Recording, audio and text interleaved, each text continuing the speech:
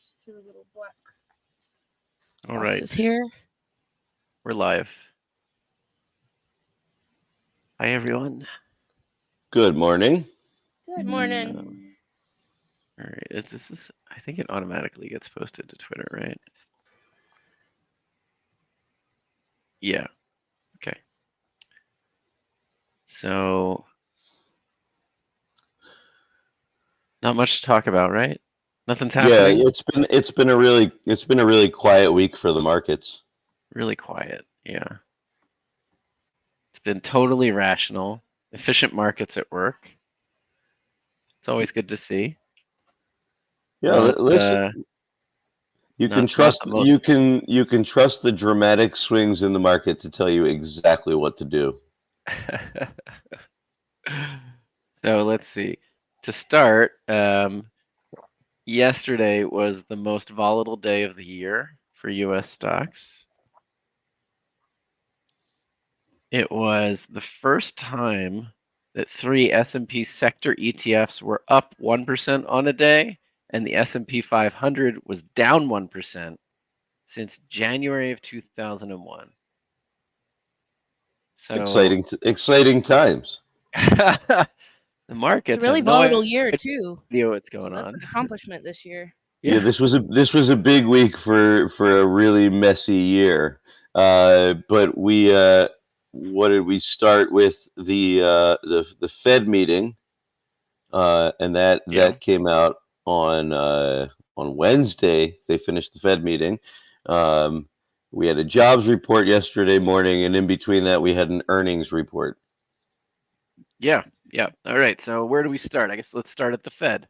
Right. Fed, who is completely and totally screwing up what was something borderline miraculous that they had accomplished, the soft landing. I think we can, a lot of you are going to be like, there was never a soft landing. That was never, it's fine. So you do all the I told you so's you want. It was, they had a chance. I think they had a chance. I think we can conclusively say that they have completely screwed up that chance. Okay, someone here say, who's on the call? Okay, sorry. Yeah, it's me. I'm the only one on video for some reason. And then Pink and Dave are also on the call. We want Dave up there because he's the company's eye candy. So but welcome everybody this morning. We wanted to get a live stream up this morning because it has been a crazy week, and we wanted to make sure that we did a bit of a roundup here before going into the weekend. Yeah. So on Twitter or YouTube, wherever you're at, leave a comment, push a tweet out. We'll answer any questions if we can. I don't know. What do we know? But we'll try. Dave, do we feel like if the Fed had cut interest rates sooner, that things might be better at this stage?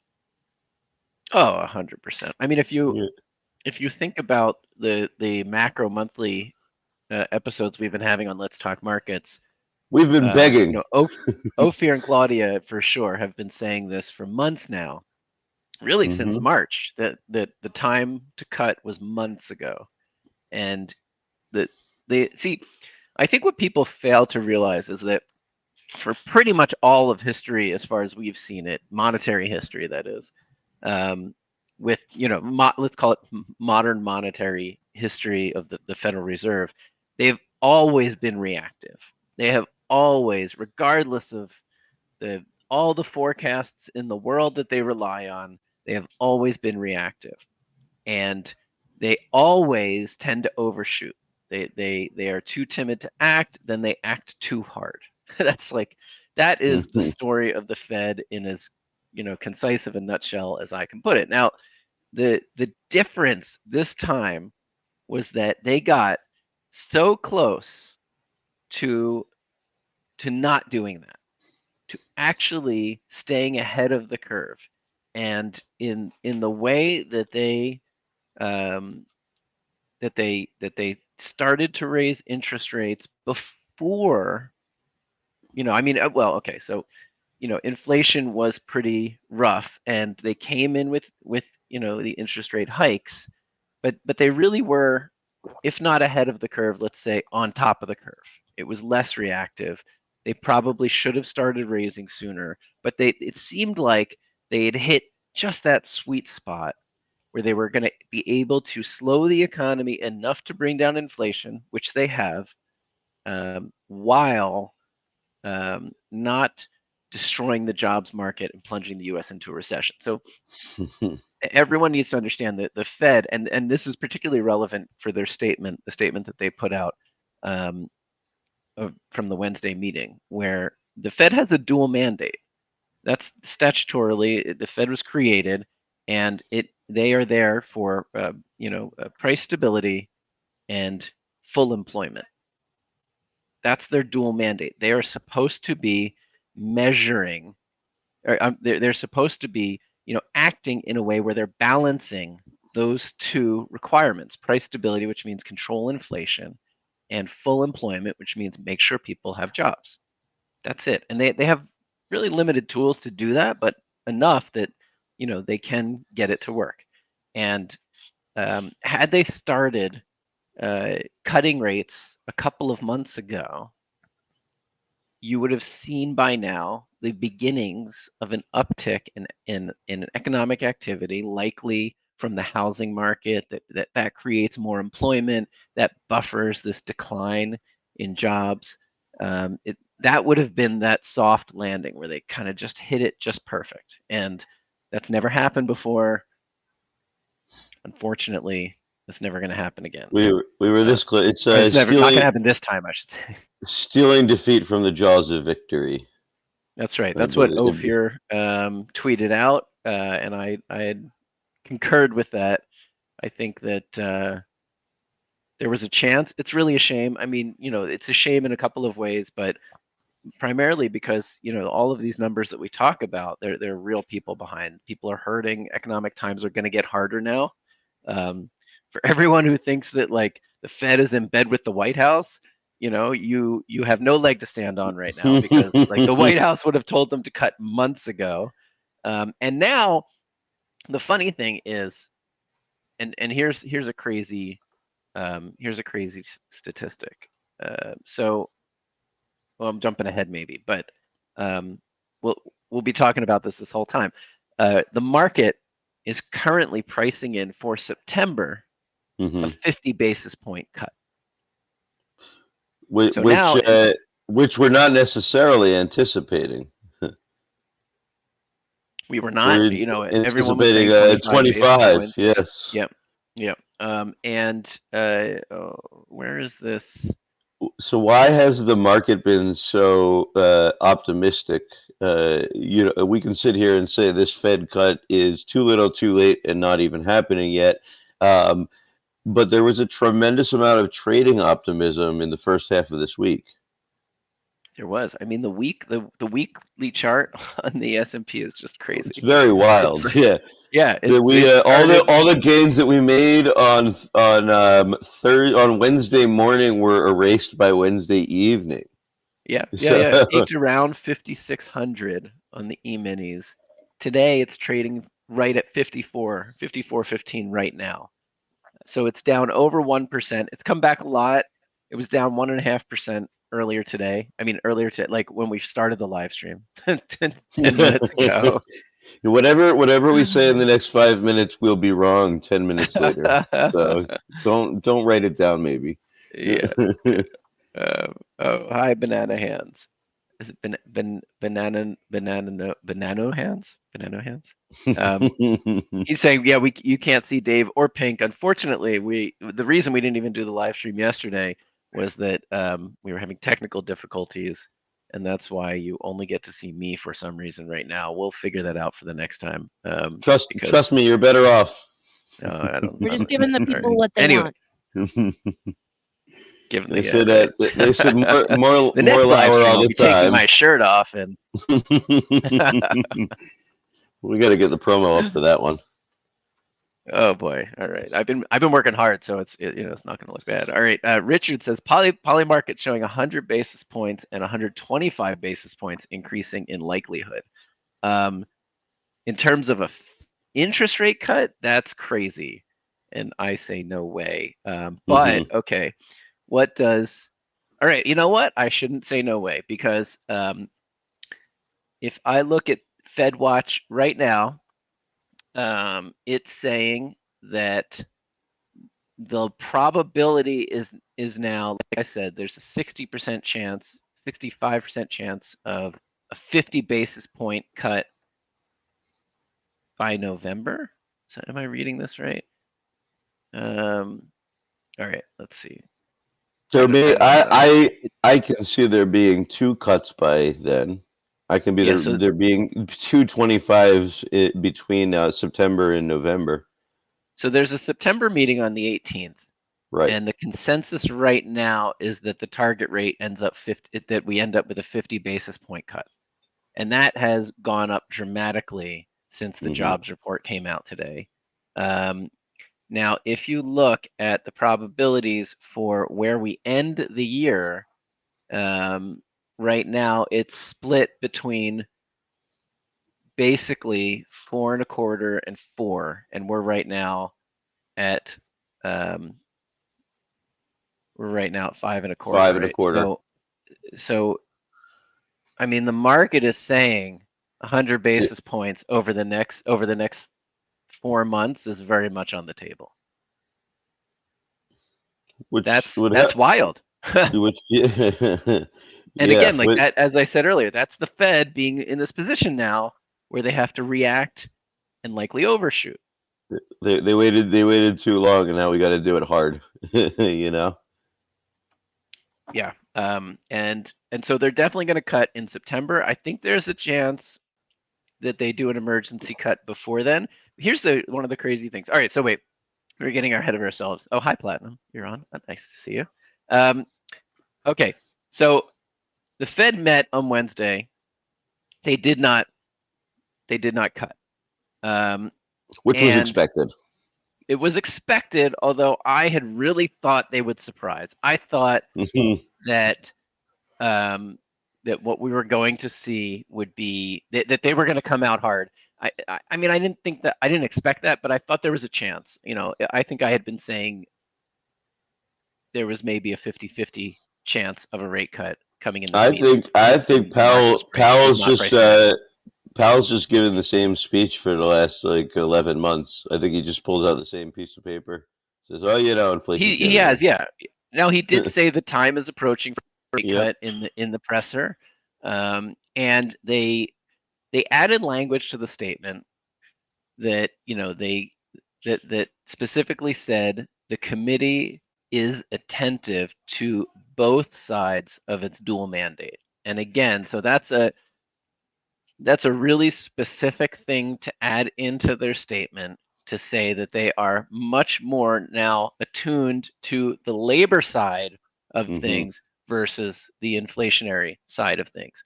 And if you look at the inflationary side of things, like they've really done it. Where was I had some of these numbers.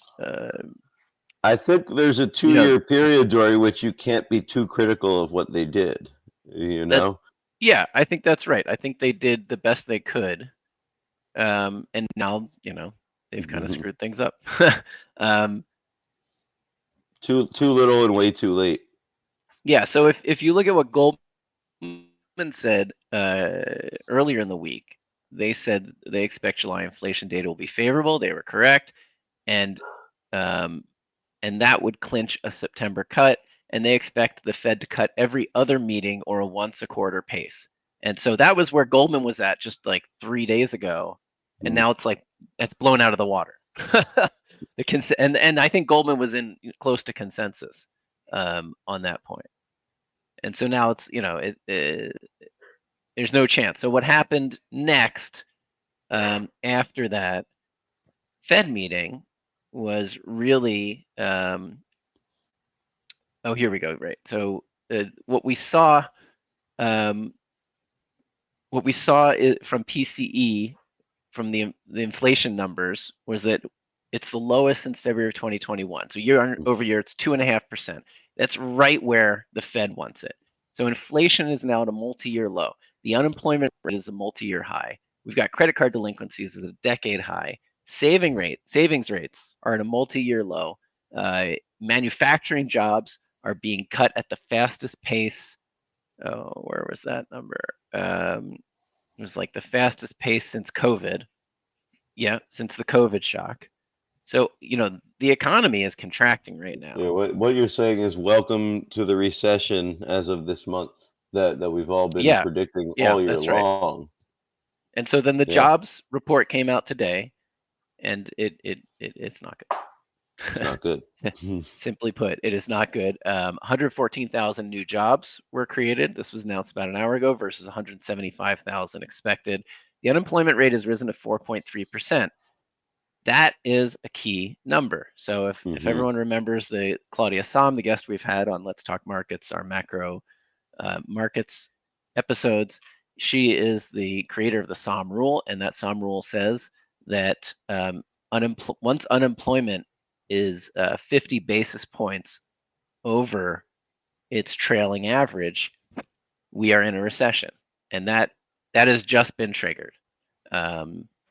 It's 0.53. So, when you look at all of this, the U.S. is in recession now. It will not be sort of the process here is that in the future, the NBER, the National Bureau of Economic Research, will look back on the time and say, "Oh, here's where we entered recession." Okay, this is it. We're in it, unfortunately.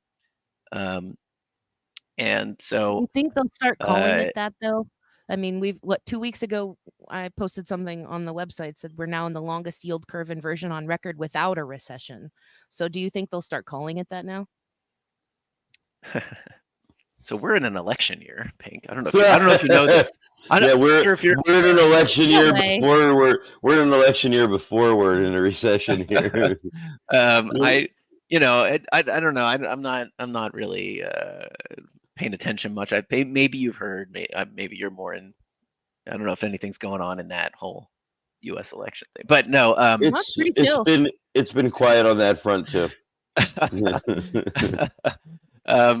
So I would guess no. The media is not going to call this a recession. And we'll just have to wait for the literature to be published. A couple months down the line, we'll find out that we've been in a recession as long as we've all felt like we've been in a recession. Could be, yeah, could very well be. And I think that the Fed's going to cut, and a lot of people are going to call them out for it as being politically motivated. So, everything's just up in. We've got 3 months, right, about until the election, and if they were politically motivated, that lens. If they were politically motivated, they would have done it months ago. Months ago. Yeah, if they wanted us to be in a better place right now, let's be honest, this would have happened some time 100%. Yeah. In fact, they didn't do it because they didn't want to be seen as politically motivated. That's part of the calculus, right? Like they don't want to be seen as cutting into the election. Well, that objectivity is really comforting to the people who've lost their jobs in the last 3 months. Yeah, it's nuts, right? This is crazy. Thanks for remaining neutral. Right. And like, I mean, we're armchair quarterbacks here, but we've been seeing it and calling it out since March. We are armchair quarterbacks who have been saying the same thing every single month, which is this rate cut was supposed to happen a while ago. Yeah. Looking through some of the comments, Scott, your first comment before we even started, an interesting time to be an observer and participant of these markets. So, may you live in interesting times, right? Let's see, Jetty, you're saying, what's the best case scenario at this point? So I think that's a great question. And one interesting sort of tidbit here is that the Fed has their Jackson Hole meeting August 22nd, so a little less than 3 weeks from today.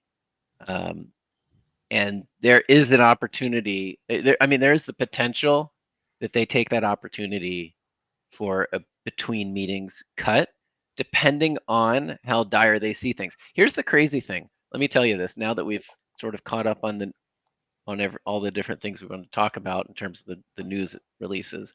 The Fed knew this employment report was coming out.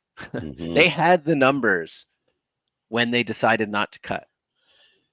Yeah, so why I wonder, and I feel like maybe we haven't had an answer to this for some time. The market was optimistic going into the meeting on Wednesday, or the presser following the meeting, and knew that a rate cut would not be forthcoming yet, and just wanted to hear that one was going to be teed up for September. But why no rate cut this week? Yeah. Why not? Yeah. Like, I don't have a good answer. I mean, I don't understand why. I really don't. It doesn't make logical sense. If you know you have this employment report, you know inflation is under control, unemployment is on the rise, it has officially triggered a recession based on the metric that you use as the Fed. How So do you not cut? let's all sit tight for another month and a half before we do anything about it. I think that's wild. Market's now down 1.5% again, so it's under 5,400. That's I mean, eyeballing it like around a 5% drop in 2 days, 3 days. Is that right? It's like over 200 points on 5,600. So, oh, sorry, 3.6% drop. Yeah, and everyone, great point, Josh. Everyone else is cutting. So Canada has cut, and the Bank of England has cut. They're all seeing a global recession, and most of them have been in recession now for some time. Like Canada has been in a recession for a while now. That has already been acknowledged. The Eurozone, same thing. And I think the ECB has started cutting. The and problem, Canada's been too polite to tell us about it. We had no idea. They're quietly up there having a recession, eating donuts. Hey there, bud. Let us know when you can get on the phone. Hey, we got something we got to talk to you about. Listen, how about those jobs, eh? I'm with Mr. Ellipsis, not to bring it back to politics, but it's hard not to see that factoring in with, I mean, it's become so rabid that it's affecting our economy, and it's crazy that the team sports have bled into everything. So I mean, I think the closer, Mr. Ellipsis said, the closer we get to the election, it's worse optics. So I'm sure the temperatures will cool as we get closer. Feels like we're heading for a really civil showdown. You can tell who lives in the South around here and who doesn't. Yeah, everybody's on one team here in the Mid-Atlantic. It's quiet. But I mean, that it's kind of glaringly obvious that has something to do with why they don't want to make these obvious changes. Yeah, no, I think that's right. I think it's everything is politicized at this point, and the Fed trying to stay not politicized is making themselves politicized. Yeah, no, clearly, if you're making those monetary policy decisions based on the political optics, then you have become inherently politicized. Yeah, that's right. that is not the information you're supposed to be using. Yep.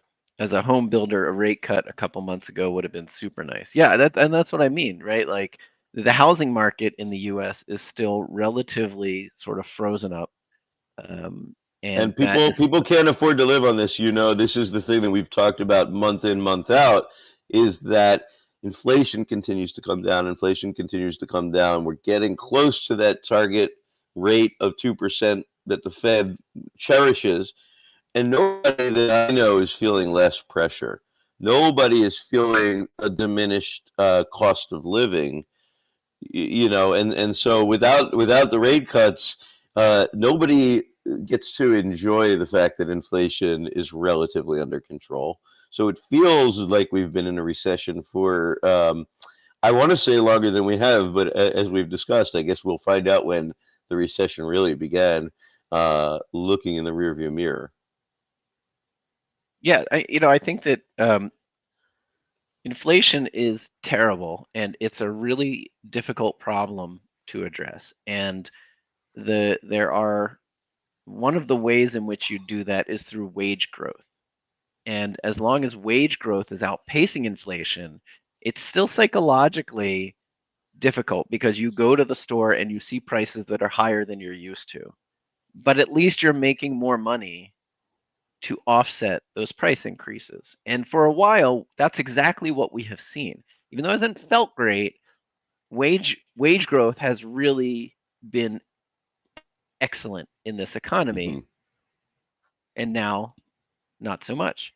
And again, the housing market and construction and commercial real these are such fundamental sort of underpinnings of the U.S. economy. Josh is asking, how does a rate cut affect corporate real estate? And of course, like anyone who has to borrow money is borrowing at higher rates, and commercial real estate both needs to be refinanced more regularly, or projects that get started on one kind of loan need to refinance into another loan, and they're facing much higher rates to do that.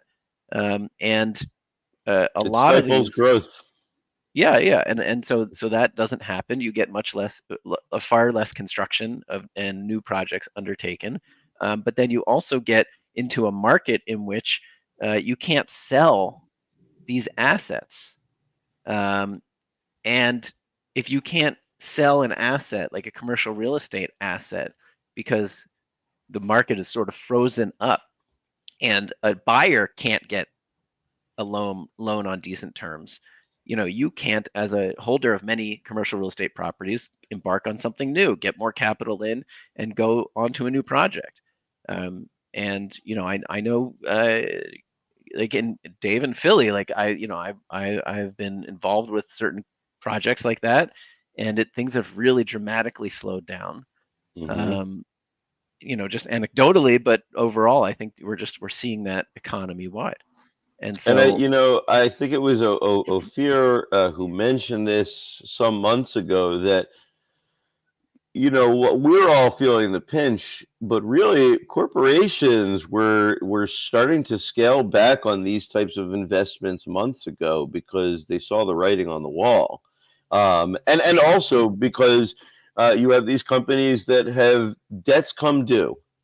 And as these debts come due, and the cost of borrowing is so high, and they're not growing, the cost of operation becomes very high, and so you have a lot of corporations that are drawing back on growing right now, and that's the position that we're in. It's got to be one of the reasons the jobs have scaled down too. yeah, I mean, it's just like it's wild what's happening. It's, people talk about it as if it's getting massacred. You want an anecdote? Someone posted that this building in Manhattan yesterday sold for a 97.5% discount. A 23-floor office building was sold for $8.5 million.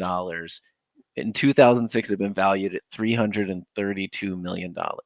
Oh Right, my and that's goodness. anecdotal, but like that's what's taking place right now. Things are going for pennies on the dollar. It's destroying the balance sheets of some of these holding companies. There's a lot of debt out there that these companies have taken on that they're going to default on. Mm-hmm. And that kind of stuff takes time. Deutsche Bank, there was a story out yesterday. Deutsche Bank's offloading $1 billion in commercial property loans. I think I've seen something else about Goldman having already done that, and Goldman tends to be ahead of the curve. They usually move before others. Blackstone Mortgage REIT just cut their dividend a week ago. It's sort of everywhere that you look, you're seeing buildings go for very little. You're starting to see debt getting defaulted on. And that's gonna filter through pretty dramatically into the economy. So what you're saying is, if I want to buy an office building, now is the time.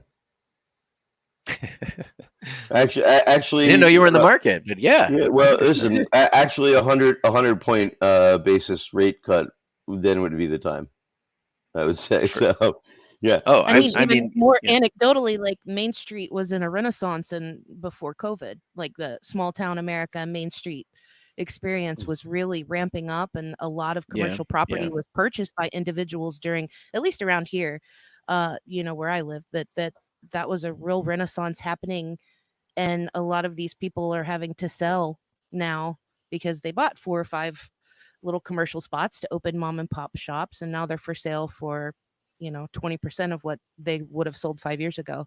So it's definitely And happening across the country. I'll tell you what I'm seeing up here in Canada too.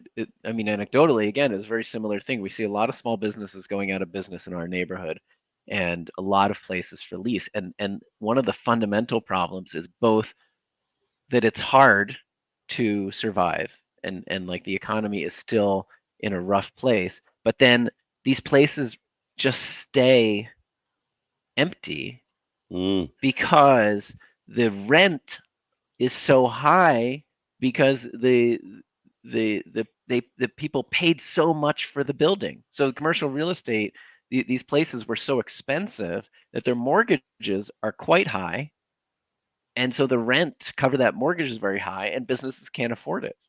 That's the long and sad story of South Street, which used to be a really fun main drag in Philadelphia. And Yeah, this is a place that Dave and I, this is a place we were when we were younger. This is where you went to go to all the cool punk stores, and but Alex is right. The rent is too damn high, and it's all empty storefronts now. Used to be restaurants and bars and all kinds of neat stuff, and now it's depressing and blighted. yeah. And it's you have a lot of out of town investors that own these buildings and properties, and so they don't really care that the rent is too high, and so they're empty. I just discovered the show button on comments. So look, I can Yeah, show your this is comments. this is nice. How I see the cool. comments coming across. It's feels like pop-up video, Yeah, that's right. Yeah, Oh I mean, Josh gosh, said the what a same thing, good right? throwback. right? Pop-up video. Yeah, take me Nice. back to when VH1 was influential. And Yeah, Bismarcky made a that's right. comeback. That was great. Hell yes. We noticed that when we went on vacation, though. We recently went on like on vacation over the 4th of July and went to some of our favorite kind of smaller town places around here, and they used to be thriving and beautiful and well maintained, and the historical sites were well maintained, and this time we went 3 different towns just looked like a ghost town. And I Yeah. mean, these used to be really lively happening places, and once you start losing the small businesses that support that, all you have left Well, are big box stores, and that naturally drives people out of community center, and it's just a listen, degradation of community. I don't want to get political here, but I will say because I've been on vacation this summer too, and you go to these small towns, and I will tell you what small businesses are thriving. If you sell Trump T-shirts, then you got a business that is making a real statement on your main street while everybody else is going out of business. And That's for sure. You I are don't making a statement. Yes. look. It's not. This is not Somehow it's still a polling. growth business. Yeah. This is not polling. I don't know what this says about the election, but I will say that the people who support this cause really like T-shirts with slogans, and that's a business model. So, I'll tell you, as we're Well, ha- talking, and I hope this is not our fault, but man, the market's taking it on the chin right now. It's now ooh, down over 2%. Um, this should is we this is a start? Should rough we start morning. to pretend that things are going really well and hope yeah, the I think market we're Beetlejuicing responds? it Yeah, into look. existence. We are destroying the market because of AI that's listening on this conversation. So, dude, the economy is amazing. Oh man, are things zooming Everything along is right going now or great. what? Yeah. It's Who really knew those stunning the $10,000 economic growth we're stimulus seeing. checks would make everything go up? That was great. No, I'm not seeing a reaction on the S&P. All Oh, right, well, there goes okay. Yeah, that give it theory. a Damn it. yeah. There's some latency there, so give it a minute. Mr. Ellipsis brought something good up, and that's I heard in the context of um some of the market regulation and reform that we've talked about, how a lot of these people who are taking advantage of the darker side of markets are moving on to real estate and commercial real estate, and the enshittification that we experience in the grocery stores and in daily life is just spreading further. And he said, is there anything besides regulation that could de-incentivize corporations from buying up single family homes and renting them? That's a huge issue in a lot of small towns. Huge. That's a great question. And I think the answer is, as it always is with the housing crisis that the U.S. remains in, is supply, right? This is all about housing supply, and when there is not enough housing supply, owning that supply becomes way more valuable and drives prices up. And also single families that can actually afford to buy these homes. For sure. Oh yeah. And I mean, you have fewer people that can afford home ownership, and it opens the door for that type of exploitation. But again, part of that is supply as well, right? If there's a large supply, housing prices will be reasonable. When there's not, that's when things become completely unaffordable. But I will say that also depends on an interest rate coming down, because with the interest rates where they are, supply and demand aside, it's just a shitty time to buy a house. An interest exactly. So it's supply, which is driven by regulation primarily. That's the big problem there, and NIMBYism. It's interest rates for sure, and it's corporate concentration, right? So so a lot of this, as always, comes back to antitrust. And when you have a behemoth like BlackRock that can buy everything up, instead of, it wouldn't be perfect, but if you had many different corporations doing this and competing against each other, look, we don't want to be turned into a nation of renters, but at least it should be a competitive system. Whereas when you have this incredible concentration under one roof like BlackRock, you get fundamental economic problems. And so, I don't want to get political, but I think it is important to say that over the last 3.5 years, one of the most fundamental and important changes that we have seen out of the U.S. government has been its approach to antitrust and the Federal Trade Commission. And that is the thing that I am scared that neither candidate is interested in sustaining at this point. And I really want to see something from them that where, the only, and, maybe people don't want to hear this, but the only person who has ever voiced support for Lena Khan and the FTC amongst the ones that are running right now is JD Vance, crazy enough. And, sometimes, again, politics makes very strange bedfellows, but the populist strain of politics is very much on board, both right and left, with what the Federal Trade Commission is doing from an antitrust perspective. And unless we continue that, unless that is sustained over the next 4 years, so many of the gains that can take a lot of time to filter through will not happen. Well, from our experience, regulation is generally the first and usually shaky step. That's right. And then there's resistance.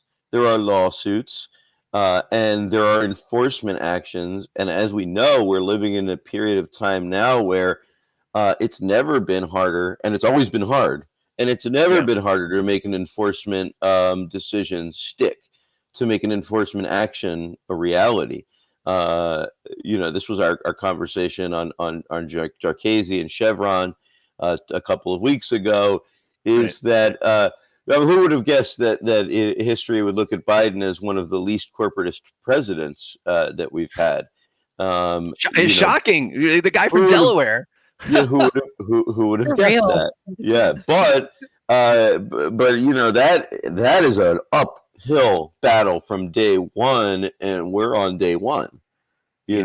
So even with continuity, which clearly, again, not political, just speaking plain black and white facts. If Harris wins and there is an opportunity for continuity, especially where the courts are at right now, that will continue to be an intense uphill battle towards some sort of accountability for antitrust offenders. Yeah. No, I totally agree. I would really like to hear both of them, Trump and Kamala, come out and say that this is an area that we agree has been successful and want to continue it. That would be very encouraging. I'm not optimistic, and if you look at where they get their donations from, both of them, it's unlikely. While I can see continuity for it under a Harris administration, I cannot see it being an electoral issue for either candidate. I think that's true, and it's a shame because I think it's people that don't realize how important it is because it doesn't have an immediate impact, right? It's not something where, I mean, it does in certain cases, but antitrust enforcement is something that changes the climate. It changes how companies approach mergers and acquisitions, and over years and years, you end up with a more vibrant and competitive economy.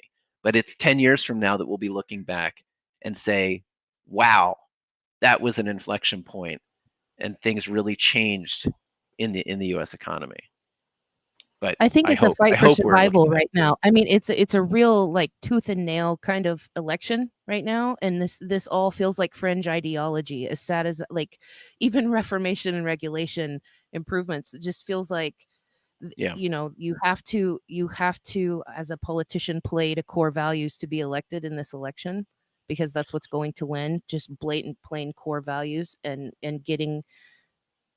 You don't want to mess up any of your corporate donations in the most pivotal election in history. You have to get every dollar you can. So I can feel it makes sense to not want to alienate those dollars. I would also say, putting aside the work that Biden has done on this front, look, presidents are generally corporatist. That is what certainly we for are. Our entire lives. that is what we are and who we are. And I think when we're in this election where Trump and Harris are, and I don't think they have to work too hard to differentiate themselves. These are clearly very different candidates. Likely their views on the freedom and deregulation of corporate America are pretty similar. So it doesn't serve well to differentiate themselves on this front. And I say this not to criticize either party specifically, just to say every president has gotten into the game and they play ball. Yeah, you know what I mean. Right. Regardless of what they say, regardless of for me at least, Obama was like one of the biggest disappointments there because it seemed like he was going to come in and really fundamentally change things, and really from a policy perspective, he was awful. Yeah, anyway, not to get political. Right, I never get too optimistic that a president is going to come in and change the pecking order between us and corporations. That's just the nature of this country. And boy, I got to say, like when we started the live stream, the market had just started going back up. And it's now down 2.3%, and it has just been mostly a straight line down. That is ugly. Josh, I think this is a really interesting point that you made. How the market, the yields, and Bitcoin, which I had been watching pretty closely yesterday for unrelated reasons, really, but I just happened to be watching it pretty closely, and this is like one of those. It feels like one of those sort of correlation one events where everything starts moving together. It hasn't quite been as violent as past ones, and so maybe it won't be as bad. But this just feels like a complete risk-off event. This is everyone is selling a perfect storm week. Yeah, and buying into the 10-year. And so it's ugly. It's not crazy yet. Like it's not out of control. But it does feel like the market's saying, "Yo, Jerome, what the fuck? Like what are you doing? Come on, man. come on, man. Come on, man." All right. Alex, local and national policies. I do think a lot of these, I think local policies are absolutely pushing people away from home ownership. And that is like the fundamental NIMBYism of nice places to live, that do not What want Dave, the housing density what is required. NIMBYism?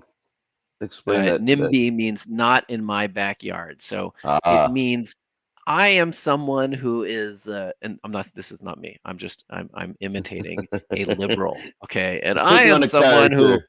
who totally believes in left-wing policies, and housing is unaffordable. But also, I live in this beautiful house, and there's no way you're building that Mm. apartment building or condo complex on my block, because that'll ruin my house, the value of my house. That's Or even just a NIMBYism. lower square footage home. That's how it is in a lot of towns. It's like it's not even apartment buildings and condos. It's you have to have a minimum 2,000 square footage brick home to even build within certain Yeah, areas, and that's not even HOAs. So I yeah, yeah, agree. yeah. To answer Alex's question, I think that it's pushing entire generations of people away, because how do you? There's no, I mean, think about our grandparents had Sears starter homes that, you get a kit and you build it on Yeah, your little quarter yeah, acre plot of Right. that's right. land. And For and $12,000 a year. You right. know. And that's, Yeah. we're so far removed from that it is no longer feasible for a lot of people. Yeah, no, it is. It's those are the local policies, which are primarily zoning. And like zoning is this whole insane, crazy thing that is used in all sorts of ways, historically and very racist and economic, ways, and presently sort of still with remnants of that, but also again ways in which it preserves, the value of the homes that people currently have without creating the conditions for supply of less expensive homes that lots of people could enjoy. And so, like almost every problem in the US, it really comes down to the boomers. Well, I I read an thought you article were going to say recently about voting, this but that the boomers are as a generation sitting on an incredible amount of property and wealth that they have no interest in distributing to the economy. Look, I just blame the boomers for even something to and the their market children. dropped like 10 points. That we're causing a boomer chill right now. I'll show you. Yeah. Well, So it I all don't put starts it. with local elections. Register to I vote, do not. I do vote.org. not put it. I do not put it past that entire generation to tank the market just to spite us. Yeah, yeah. Honestly. No, they've done far worse. Yeah. Um, So yeah. where do we go from here? Dave, what's next? I mean, between Oh, now and up and a possible earlier rate cut, but more likely based on the Fed's sort of like sanguine lack of concern, it'll be September.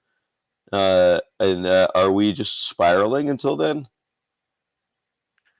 I mean, it's hard to argue against the fact that they're going to cut in September instead, because, like I said, they knew what this employment report was going into Wednesday's meeting, and they still chose not to cut. And it's inexplicable Inexplicable. why they did that, but they did. Like that's the reality. Like you can only, deal with the reality you are presented with, Which, by the unless way, the you live in. market anticipated. You knew this was going to be the case. That's right. Yep. Um, and so, I hope they're going to cut 50 basis points in 3 weeks at Jackson Hole. Like that's what Mm, they should do, because they should have done 25 basis points 4 months ago. But yes.